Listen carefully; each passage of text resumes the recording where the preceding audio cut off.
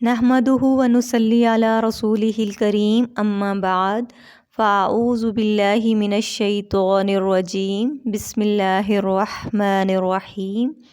السلام علیکم ورحمۃ اللہ وبرکاتہ۔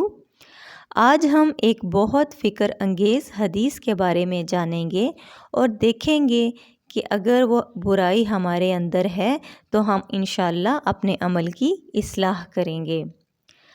حضرت ثوبان رضی اللہ تعالی عنہ سے روایت ہے کہ نبی کریم صلی اللہ علیہ وآلہ وسلم نے فرمایا،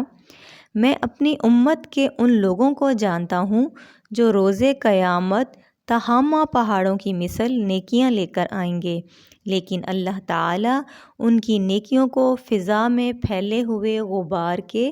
باریک ریزوں کی طرح بے اہمیت کر دے گا، یعنی ضائع کر دے گا۔ حضرت ثوبان رضی اللہ تعالیٰ عنہ نے کہا، اے اللہ کے رسول صلی اللہ علیہ وآلہ وسلم، آپ ایسے لوگوں کی صفات بیان کر دیں، ان کی ذرا وضاحت کر دیں، کہیں ایسا نہ ہو کہ ہم لا علمی میں ان کی صف میں کھڑے ہو جائیں۔ آپ صلی اللہ علیہ وآلہ وسلم نے فرمایا، خبردار، وہ تمہارے ہی بھائی ہوں گے، تمہاری ہی نسل سے ہوں گے، رات کو تمہاری طرح ہی قیام کرنے والے ہوں گے،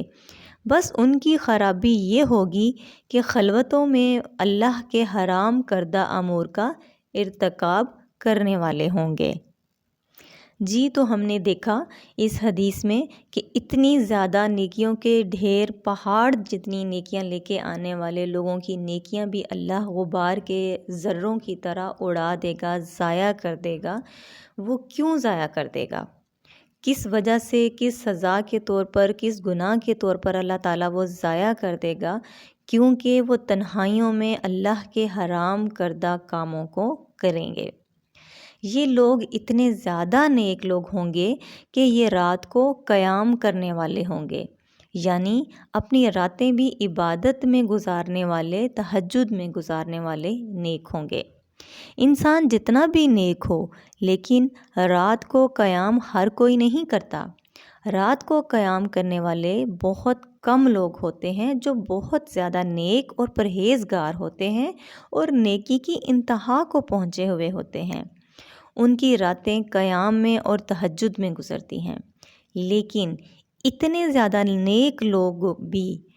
ان کی نیکیاں اللہ قیامت کے دن ضائع کر دے گا، تو پھر ہمارے جیسے معمولی نیکیوں کے حامل لوگوں کا کیا ہوگا اگر ہم بھی ایسا کریں گے؟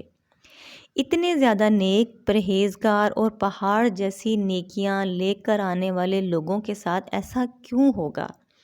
وہ اس لیے کہ دوسروں کے سامنے تو وہ اپنی زندگی پرہیزگاری سے گزار رہے ہوتے ہیں،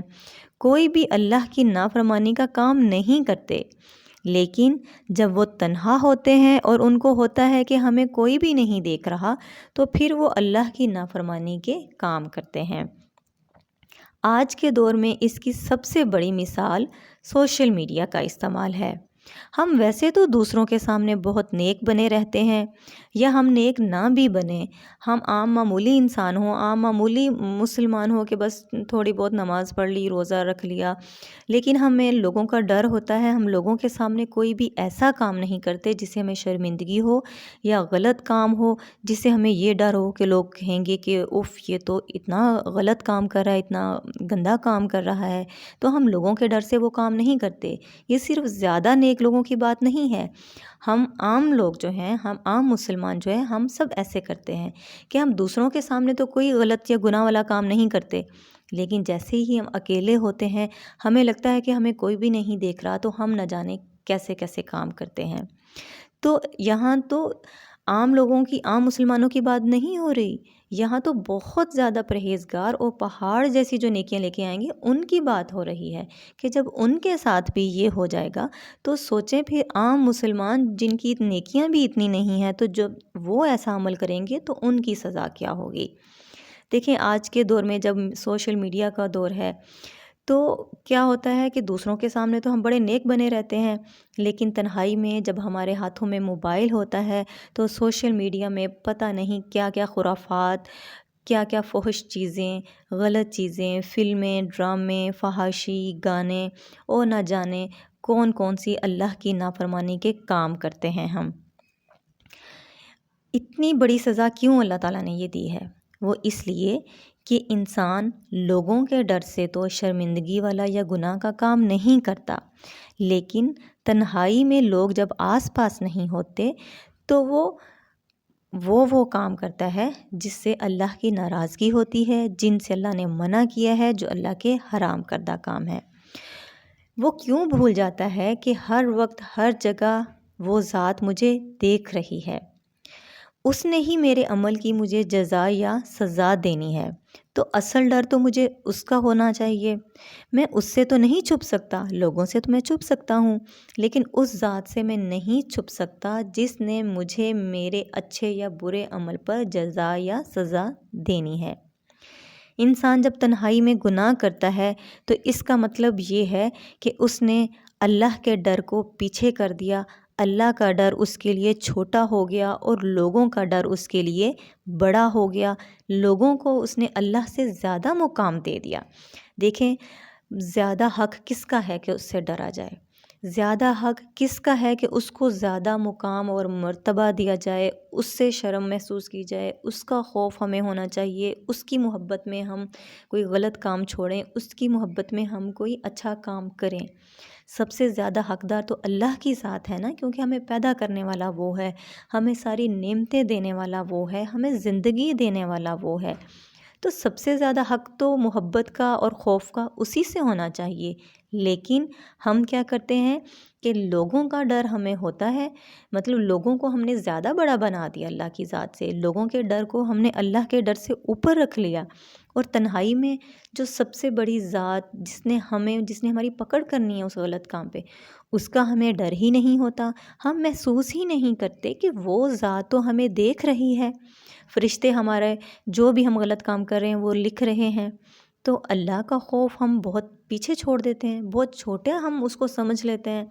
تو اس چیز کی اتنی بڑی اسی لیے سزا ہے کہ ہم نے لوگوں کے مقام کو، لوگوں کے ڈر کو اللہ سے اوپر کر دیا، اور جس سے ڈرنے کا اصل حق تھا اسے ہم ڈر ہی نہیں رہے، اور بڑی ڈھٹائی کے ساتھ ہم تنہائی میں اللہ کے حرام کردہ کام اور گناہ کے کام کر رہے ہوتے ہیں۔ دیکھیں، جب ہمارے ہاتھ میں موبائل ہوتا ہے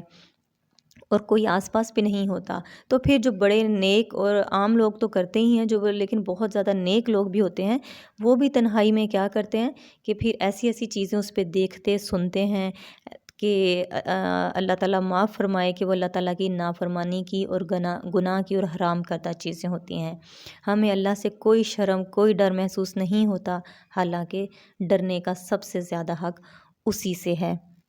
اور صرف سوشل میڈیا کی بات ہی نہیں، عام روٹین میں اوورآل ہمیں دیکھنا چاہیے، کوئی بھی دنیا کا کام ہو، کوئی بھی معاملہ ہو، ہم ایسے ہی کرتے ہیں کہ لوگوں کے سامنے تو ہم ڈرتے ہیں، لوگوں کے سامنے شرمندگی سے بچتے ہیں، لیکن اللہ کے سامنے ہم کبھی جو ہے وہ یہ ڈر ہمارے دل میں نہیں ہوتا، اور ہم بڑی ڈھٹائی کے ساتھ اللہ کے حرام کردہ کام، تنہائی میں اور گناہ کے کام کرتے ہیں۔ ہمیں سب کو اپنا اپنا جائزہ لینا چاہیے کہ ہماری تنہائیاں پاک ہیں؟ اگر ہم بھی تنہائی میں اللہ کی نافرمانی کے کام کرتے ہیں، اللہ کی نافرمانی کی چیزیں دیکھتے یا سنتے ہیں، اور ہماری تنہائیاں پاک نہیں ہیں، تو ہمیں اپنے سامنے اس حدیث کو رکھ کر اللہ سے توبہ کر کے فوراً اپنے عمل کی اصلاح کر لینی چاہیے، اپنا عمل بدل لینا چاہیے، تاکہ ایسا نہ ہو کہ ہم ان لوگوں کی صف میں کھڑے ہوں قیامت والے دن، ان لوگوں میں شمار ہوں جن کی نیکیاں اور سارے اعمال اللہ ضائع کر دے گا، صرف چند لمحوں کی انٹرٹینمنٹ، چند لمحوں کی انجوائمنٹ کے لیے ہم اپنی ساری عمر کی نیکیاں اور اعمال ضائع نہ کر دیں۔ اللہ نہ کرے، اللہ ہمیں